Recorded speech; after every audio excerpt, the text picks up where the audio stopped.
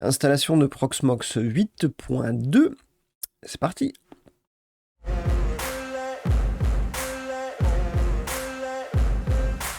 Bonjour à tous. Donc je vais vous représenter ici l'installation d'un Proxmox en version 8.2. J'avais déjà pu le faire en 8.1. On va voir ce que ça donne en 8.2. Je pense que fondamentalement c'est à peu près la même chose, mais on peut le refaire. J'ai besoin de réinstaller ça sur une de mes petites machines, donc je vais en profiter pour vous remontrer comment procéder.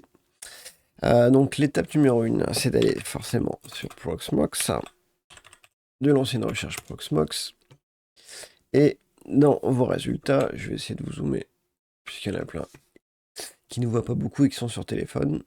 Bienvenue à vous, mais mettez-moi sur un ordi, vous y verrez plus clair. Et on va faire download, j'ai envie de dire. Et donc quand on est ici, on a la liste des différents ISO dispo. Celui qui va m'intéresser pour moi aujourd'hui, c'est celui-là, le 8.2. Donc je vais le télécharger et je vais aller récupérer un autre outil que j'ai encore jamais testé, mais que tout le monde vous parle et dont on peut me parler à gauche à droite. Pourquoi tu n'utilises pas Balena Etcher? Par pure habitude. Donc si je vais dessus, je clique sur Download, on a plusieurs choix. Et donc moi je suis ici sur une machine Windows en architecture x86-64, ce qui est le cas de tous les PC aujourd'hui. Et je le télécharge. Pouf, on va lancer ce truc-là. Le voilà. Donc, on va récupérer ce petit soft. Donc, on va suivre les étapes. On va cliquer sur Flash ROM File pour aller chercher un fichier dans notre machine. Ça va vous ouvrir votre navigateur, votre explorateur de fichiers et vous allez lui renseigner le fichier que vous avez besoin. Donc, pour moi, je lui mets Proxmox. OK. La target, c'est la cible, là où doit être installé l'ISO pour booter. Ensuite, et donc là j'ai mis une clé USB voilà, dans la machine et je fais flash. C'est pas plus compliqué que ça, hein, j'ai envie de dire, que ce soit tel outil ou un autre, fondamentalement c'est toujours à peu près la même chose. Mettez votre ISO et l'outil se charge d'écrire tout bien comme il faut les fichiers sur votre clé pour que ça soit bootable. Une fois que vous allez brancher ça sur une autre machine. Donc je vais laisser faire ici, c'est peu pertinent, hein. On patiente et je vous reprends une fois qu'il arrive au bout. Ok, bon, on arrive sur la fin. Petite question d'ailleurs, si certains pourraient se demander pourquoi tu passes pas par Eventoy, tu nous l'as montré il y a pas longtemps, parce qu'on va essayer de faire simple ici, accessible à tout le monde. Je pense pas qu'il y ait forcément besoin de passer par Eventoy, bien qu'on peut le faire, hein, je suis en capacité de le faire. Juste ici, on fait au plus simple, au plus facile pour tout le monde. Donc il a fini ses écritures, il fait ses vérifs, il a terminé, parfait, c'est écrit sur mon E.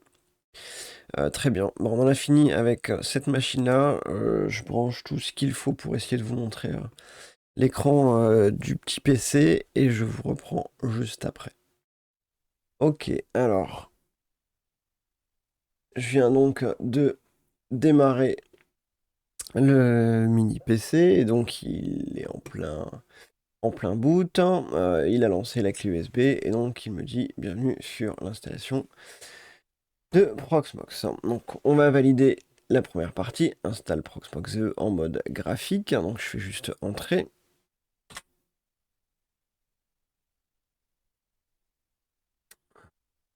Il va lancer ses petits tests de son côté. Là il est en train de lister tous les sources réseau dispo. Et on va arriver juste ici. Donc sur cette étape-là, vous n'avez pas trop le choix. Soit vous acceptez, soit vous barrez.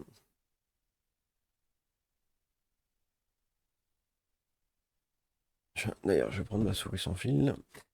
Ici, il nous dit sur quoi je dois installer Proxmox. Donc, bon, pas trop de surprise ici, vu que j'ai qu'un seul disque interne mis à l'intérieur, donc ça sera forcément celui-ci. Si vous en avez plusieurs, bah, checkez et mettez celui que vous avez besoin. Je fais next. Ici, il va détecter tout un tas de trucs. Alors, je vais refaire un petit rappel succinct. N'oubliez pas de le faire, cette partie-là, parce que je pense qu'il y a il va vous détecter votre clavier, du moins il y a quelque chose qui se passe, il y a une relation forcément entre là où vous habitez et la typologie de votre clavier. Vous êtes en AZERTY, en QWERTY, anglais, canadien, etc. Bref, il y a tout un tas de layout, de styles possibles côté clavier. Et ça, c'est important puisque j'ai vu notamment encore sur ma précédente vidéo d'installation 8.1 à des gens qui n'arrivaient pas, enfin qui arrivent à redémarrer une fois l'installation faite, mais où le mot de passe ne fonctionne pas. Je vous le redis, hein, c'est important là pour le coup de bien renseigner et dans les écrans suivants de pouvoir taper votre mot de passe, quitte à mettre un mot de passe bateau juste pour l'installation, du style 1, 2, 3, 4, 5, 6, juste pour l'installer. Et de le visualiser de manière à ce que vous soyez sûr, court démarrage, quand vous allez essayer de vous loguer, et bien que vous puissiez y accéder, puisque si vous ne pouvez pas y accéder, la machine c'est un peu bête et méchant. Si vous mettez un 2, 3, 4, 5, 6, vous pensez peut-être vous le faire, mais est-ce que vous le saisissez réellement? Peut-être pas. Lui, il attend quelque chose qui est idem entre ce que vous avez écrit d'un côté et ce que vous saisissez de l'autre. Si c'est pas pareil, ben, vous dites que c'est pas bon. Donc vigilance sur cette partie-là, je renseigne ça et je fais suivant.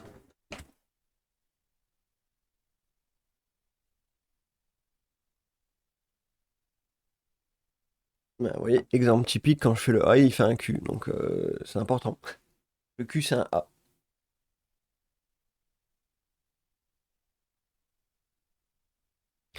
Voilà, donc la preuve par l'image. Donc là, France, moi, en Europe, et le layout, c'est French. Ok, je le fais suivant. Je mets un password, donc je vais volontairement mettre 1, 2, 3, 4, 5, 6, qu'on puisse le visualiser.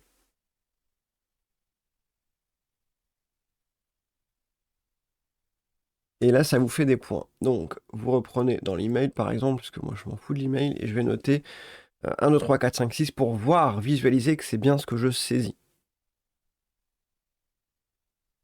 Donc cette vérif-là, elle permet de dire, quand je tape 1, 2, 3, 4, 5, 6 sur mon clavier, c'est bien ce qui apparaît sur mon écran. Et donc je m'assure que ma saisie est bien celle que je pense être. Encore une fois, vous voyez que si je mets un... Tout à l'heure, je mettais un A. Je vais essayer ici. Vous voyez, là, c'est un A. Tout à l'heure, c'était un Q. Donc si vous gérez mal votre région, bah déjà, vous allez écrire n'importe quoi dans votre password sans vous en rendre compte. Bon, j'arrête avec ça, je pense que vous avez compris. Je mets le mot de passe 1, 2, 3, 4, 5, 6. Et en email, je mets n'importe quoi, parce que moi, j'en ai pas besoin. Faites comme vous, comme bon vous semble.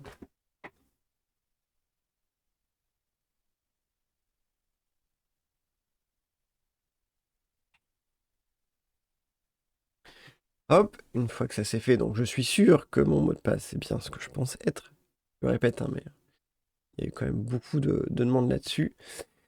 Ici, j'ai différents interfaces réseau. Par défaut, il me semble bien que c'est celui-ci, ENP. L'autre, c'est pas ce qu'il doit y avoir du Wi-Fi ou du Bluetooth, quelque chose comme ça. Mais le EN, c'est ce qui me semble être le plus pertinent. Un hostname, je n'en ai pas forcément besoin. Mon IP, moi, c'est en 50 point quelque chose. Mais là, vous renseignez l'IP que vous avez, que vous souhaitez, hein, que vous avez besoin.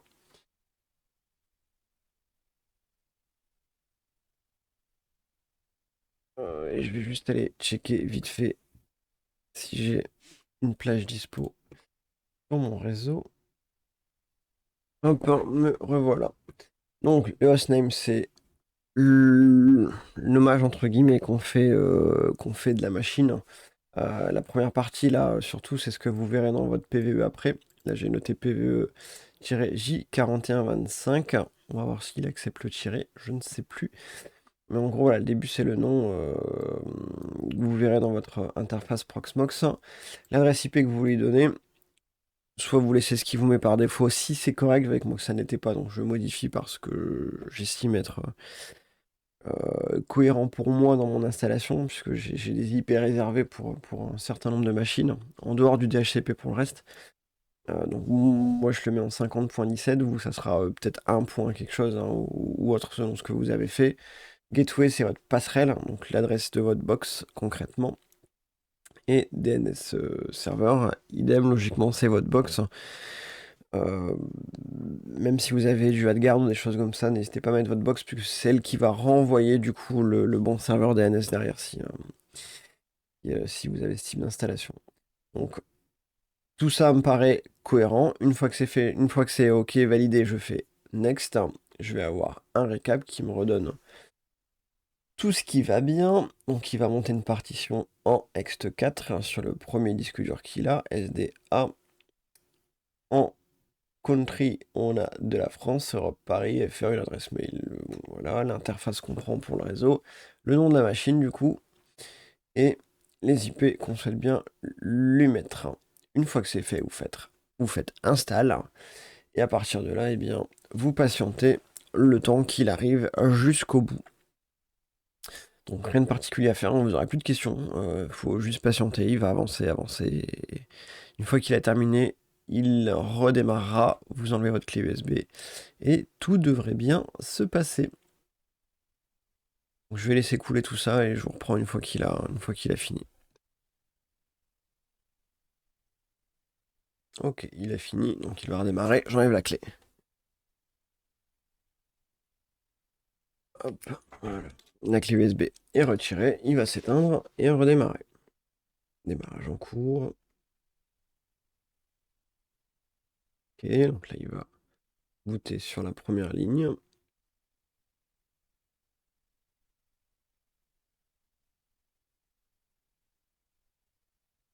Vous patientez.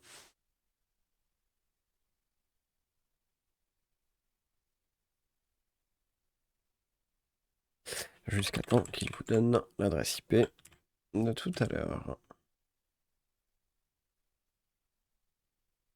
La voici, donc c'est celle que j'avais pu configurer au préalable. C'est pas très grand, je suis désolé, mais je peux pas faire mieux. Je peux pas zoomer ici.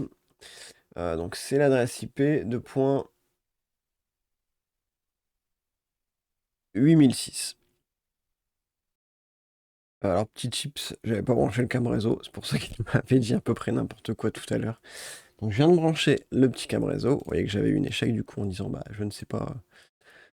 Je ne sais rien trouver au bout.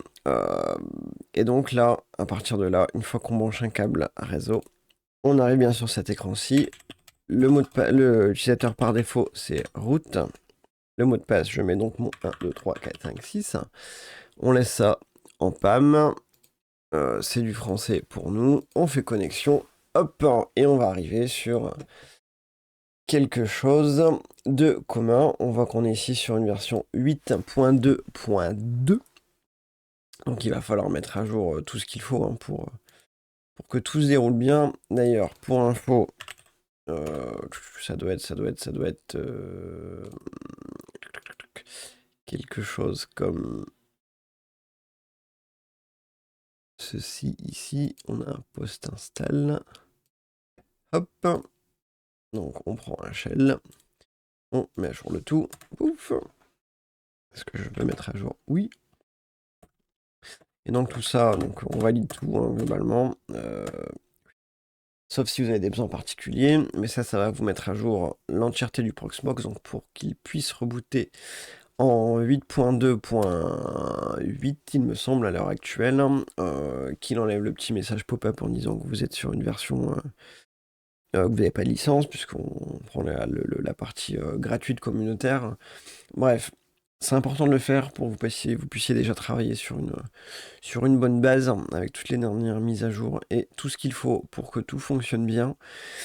Je vous abandonne ici, je pense que ça doit répondre, je l'espère, à pas mal de vos questions. Il ne devrait plus y en avoir, je présume. S'il y en a, n'hésitez pas à me le faire savoir dans les commentaires. N'oubliez pas qu'il y a un Discord qui est dispo et c'est plus facile pour moi de vous répondre puisque bah, vous allez peut-être pouvoir me mettre capture d'écran ou plus d'infos. Soyez précis des fois dans vos demandes, même si je ne suis pas un service informatique et je ne suis pas là pour à répondre à l'entièreté des personnes qui posent des questions techniques. Hein. N'abusez pas non plus, hein. Je ne suis qu'un modeste de petit gars qui touche à pas mal de choses, hein. Mais je suis pas ingénieur, hein. Je suis pas data scientist. ou que sais-je. Donc, soyez gentils, hein, soyez sympas. Mais n'hésitez pas à venir sur Discord, je pense que c'est le plus simple de tout. Et si d'autres personnes sont en capacité de vous répondre, eh bien peut-être qu'ils le feront. C'est tout l'intérêt du Discord. Et pour terminer, j'ai ouvert une petite page Tipeee. Je vous mettrai ça certainement dans le commentaire, en dessous de la vidéo.